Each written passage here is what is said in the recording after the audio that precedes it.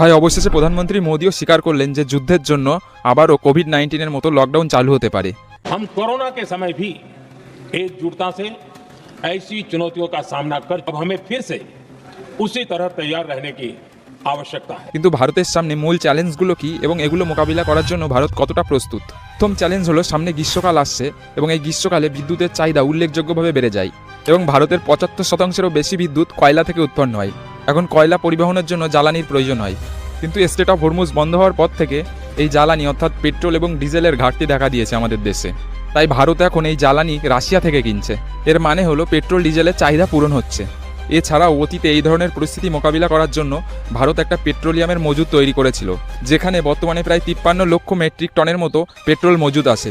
কিন্তু যে একটি জিনিসের কোনো মজুদ নেই আমাদের দেশে, সেটা হলো এলপিজি গ্যাস।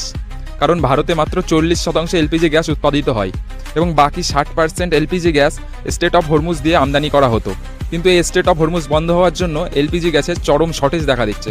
এই জন্য ভারত মার্কিন যুক্তরাষ্ট্র এবং আর্জেন্টিনা থেকে উল্লেখযোগ্য পরিমাণে এলপিজি গ্যাস আমদানি করছে।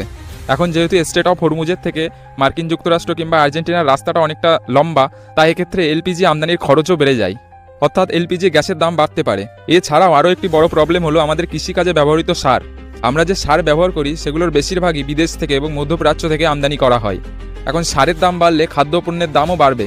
আর দ্বিতীয়ত, ভারতের সব কিছুই পরিবহনের মাধ্যমেই আনা নেওয়া করা হয়।